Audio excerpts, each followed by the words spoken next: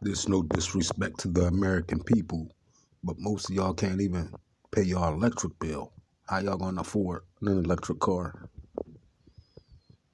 He's Jason Rantz. Jason, it's great to have you back on. You know, this 2024 race is so much about policy and the issues. The Biden White House, they want to get rid of all gas cars. They want everybody in America to drive electric cars. You wrote about your nightmare with your electric car rental. Can you tell us what happened? Yeah, so I was driving to a wedding. It happened to be in the middle of nowhere, about 90 minutes from Seattle, and I rented a car because I don't actually own one. And they gave me an EV. That was my only choice. They gave away the car that I actually wanted. And I knew it was going to be trouble because how often do you pass any kind of place to plug in on the way to the middle of nowhere? And of course, as I'm driving there, my eyes are glued to the dashboard, looking at how many miles I have left before the battery dies. And by the time I got to the wedding, it told me I needed about double the amount of mileage in order to get home.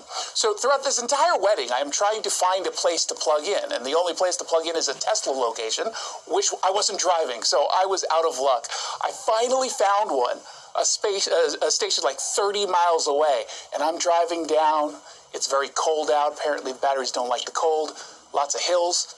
EVs definitely don't like hills. Right. And of course, it happened. The car dies on the side of the road.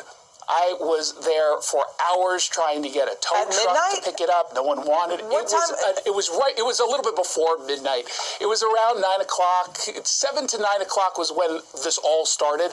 But about 9 p.m. is where I'm just hanging out there. I think at that point I was there for an hour waiting. No tow truck would come.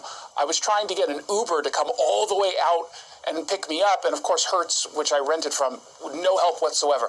It was such a nightmare, but it does wake people up, I hope, to the reality that we're nowhere near this green revolution of having EVs. Yeah, and you know, sorry to interrupt, but Hertz is also getting rid of a fifth of its electric car fleet.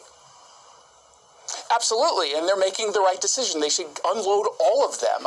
The only way an EV could work is if you have this set up at your home, and you're really only talking about commuting to work, and maybe this is a second car if you can afford one. But if you're planning on going on any kind of long drive, just the idea of trying to plot out where you're going to stop to plug in and wait 20 minutes, 30 minutes for that battery to not even get to the top is just ludicrous. Yeah. Then you realize, of course, when you're looking at a map, they don't have many places to plug in. Yeah, not a lot of stations, charging stations. You know, we have 16 Republican governors.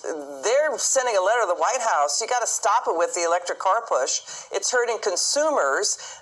Governors Doug Burgum, Sarah Huckabee Sanders, Glenn Youngkin, they're saying working class voters are getting hit by higher energy costs, up nearly 33% under Biden, a rise of more than 20% in electricity costs as he pushes for green energy. You know, Jason, we just had an Arctic freeze that killed 95 people.